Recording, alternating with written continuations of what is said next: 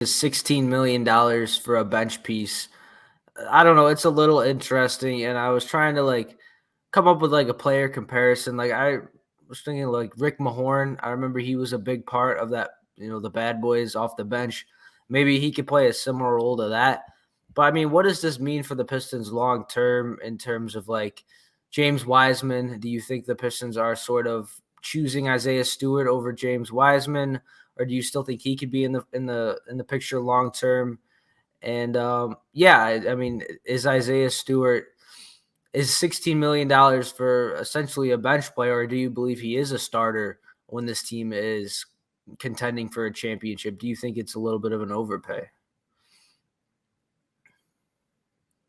I'll start off with that. I think, well, to answer the first part as far as the future, so well, we have the bigs of Duran, Wiseman, Bagley, and Stewart.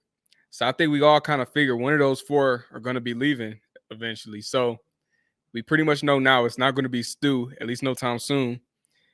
And I'm pretty confident it won't be Duran anytime soon. So that leaves it to Wiseman or Bagley. I think one of those guys is definitely out of here very soon, sooner than later, probably. If I had to pick, it'll probably be Bagley.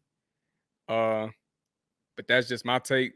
And then as far as the bench role for Stu in the future, I mean, like I said, he's the heart and soul. Just because he's not the flashiest and gets the stats, he's that guy you kind of need. Like he brings that hustle mentality. Like we know what Detroit fans expect. We know what Detroit winning basketball has had in the past. You need that kind of person on the team. So it's somebody like Stu that could get that going. He kind of like play that enforcer role. I'm all for that. I like it a lot.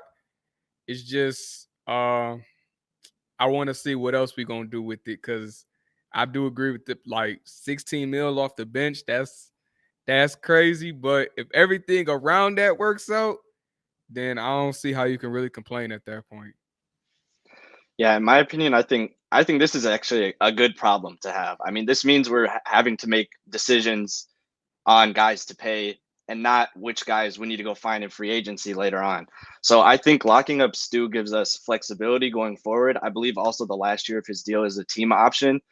So, looking down the line, in terms of our money, right now we have a lot of money still tied up in Bojan. We have money tied up in Bagley, movable contracts.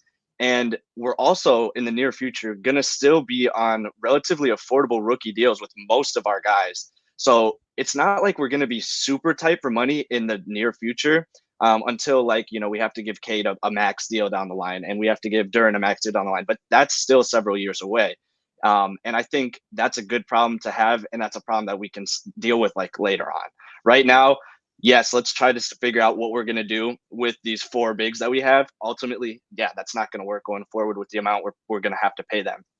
So work on figuring out which guy is going to be the guy that's going to be the odd man out and which guys are going to be the guys who are here to stay. But I think the money is not that big of a deal right now. Obviously, we're not contending yet.